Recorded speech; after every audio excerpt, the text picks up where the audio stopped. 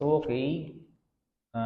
4G LTE Packet Wi-Fi version 1. Unboxing and how to operate using smart SIM card. Okay. So, unbox na po natin siya. Ano pong laman niya? So, meron po siyang Packet Wi-Fi device, charger. Meron din pong manual, sorry. Hindi ko na alam saan ko nalagay. So, ito na naman po ang kanyang kasama dito sa ating package. So, ito po yung ating device. So, ito po yung mga icon. Meron tayong signal icon, Wi-Fi icon, and battery icon. Ito po yung mga indicator. May mga ilaw po yan. Ito po yung ating power button. And, tanggalin po natin yung kanyang back cover. Yan. So, meron pong reset button. Ito po is yung pang factory data reset. Okay? And then, battery. Tanggalin po natin. Sa mga bagong device po, meron, usually yung battery niya, meron pa pong plastic dito. So, kapag ganon, check po ninyo, tanggalin po yung plastic bago po nila ilagay. Kasi pag may plastic po siya, hindi po gagana kasi may nakaharang dito sa battery pin. So, okay? And then, ito po yung kanyang default Wi-Fi name. 4G, MiFi, ODA or something. Depende po sa device kung ano po yung nasa dulo. Usually, ito lang naman po yung nababago. And also for the Wi-Fi password, which is 55 keys, 1, 2, 3, 4, 5, 6, 7, 8, 9, and 0. So, ito po yung kanyang default Wi-Fi name and password. Okay? So, i-operate na po natin siya using smart SIM card. Even Rocket SIM is compatible. Okay? Make sure lang po, before po natin gamitin ang ating smart SIM card, is naka-register na po siya sa SIM card registration. And also, after ng SIM card registration, kailangan meron pong load. Kapag wala pong load or hindi po naka-registered, sabihin na natin pong hindi po naka-registered, hindi po talaga to gagana.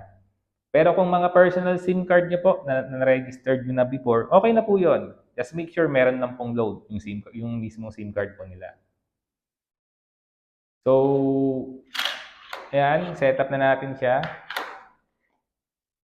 Okay? So, ito pong SIM card. Tanggalin po muna natin sa standard SIM. I-insert natin dito sa kanyang SIM card slot. May pattern naman po yan. Don't worry. May guide naman po. Yun. Ayan. Insert natin. Make sure properly inserted po siya. Okay? And then, lagay na po natin itong battery and back cover. Ayan. And then, press natin itong power button for at least 3 seconds. Yan. Open na po siya. And wait lang po natin mag-synchronize yung mismong device.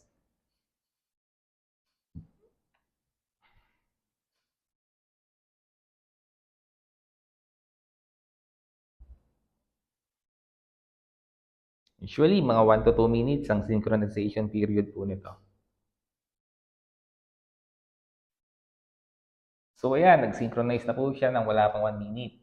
So, depende po yun Okay. So, yan. Green meaning, pag green na po itong indicator, meaning synchronize or working na po yung SIM card. Okay? So, second step, connect na po tayo. Sa cellphone, punta po tayo sa Wi-Fi, ay sa settings. Sa settings, punta po tayo sa Wi-Fi. Okay, ito po yung kaninang nasa likod. Sa back po, sa may mismong likod niya, ito po yung kanyang SSID or Wi-Fi name. So, connect tayo using the default password, which is 1, 2, 3, 4, 5, 6, 7, 8, 9, and 0. So, double check natin kung tama yung na-input. So, mali pala ako. Ulitin natin.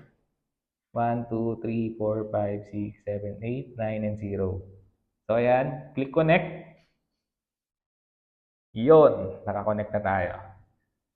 So, once connected, check na natin yung ating internet. Make sure may load po yung SIM card na ito. Kakaload ko lang po. Yan. Punta tayo sa YouTube. Yun. Okay siya. Tingnan natin kung okay yung Ayan. Ads. Lock muna natin para check natin. Ay, ba't yun? So, yan. Yaman na. Working naman siya. Yan. Kung nakikita nyo, nakakapag-browse naman tayo. And yung YouTube, working naman. So, okay. Ganito po. Make sure lang po kung saan nyo po ilalagay yung packet wifi. Yung packet wifi natin. Is nandun po siya sa may area na malakas makasagap ng signal. Or usually, dapat nasa open space po siya para mas okay yung sagap ng kanyang SIM card. Ay, nung signal, sorry. Pero pag nasa mismong looban po or loob po yung device natin or mga kulob, maraming mga block or harang, expect po natin na minsan wala or sabihin na natin wala talagang signal or mahina or intermittent or putol-putol. Ayun po yung mararanasan kapag nandun po tayo sa mismong looban or loob na marami pong mga harang. So kapag ganon, advice po na i-relocate or dalhin po natin siya dun sa mga area na malakas sa agap ang signal. So yun lang naman po ang ating 4G LTE installation, 4G LTE packet Wi-Fi version 1 with the use of smart SIM card. Okay, so thank you.